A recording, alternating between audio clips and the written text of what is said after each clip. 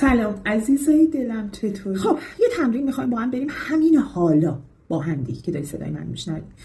سریع توی خودت نگاه کن ببین کدوم اخلاقت خیلی بالاست. اوله اخلاق مثبت نه منفیه. مثال از دیدن یه نفر انقدر عصبانی میشی بدت میاد، اصلا حس خیلی بدی داری نسبت به فلان خانم یا آقا.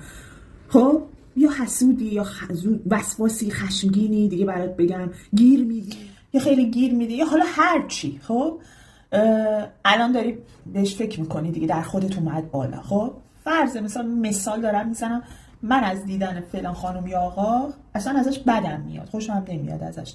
چرا؟ حالا چون خیلی به من بدی کرده در حق من. خب من به خودم دارم اینجا حق میدم، میگم فلانی در حق من بدی کرده، من از دیدنش بدم میاد، اصلا نمیخوام باش در رابطه باشم، زنگ بزنم، تماس بگیرم، همش تو ذهنمه. این تمرین اینجاست، اصلا کار نداریم طرف مقابل چی کار به تو کرده. خب تو این حس تنفر تو در تو هست دیگه، این پذیرشه، ما کاری نداریم، عوامل و کاری نداریم، بپذیر آقا پس در من این حس تنفر خیلی بالاست، حس ترس خیلی بالاست، حس خشم بالاست. میخوام بهت بگم پذیرش اولین قدم و مهمترین قدم در رفع این مشکله. بپذیر، بگو بله بطور این مشکل خودش داره، من الان اومده بالا میپذیرم، اصلا دنبال این نیستم که کسی رو مقصر کنم، مقصره هستا، ولی تو بگو نه این تو وجود منه، من اگه شخص آگاهی باشم، من اگه روحم رو بتونم جلا بدم، اینو میتونم در خودم پاک کنم.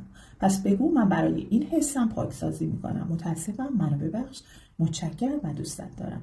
مدام براش پاکسازی کن. بچه‌ها پشت سر این حسا انواع بیماری ها، انواع حال بدی هاستا، خیلی مهمه ها، ریشه هاشون تو همیناست.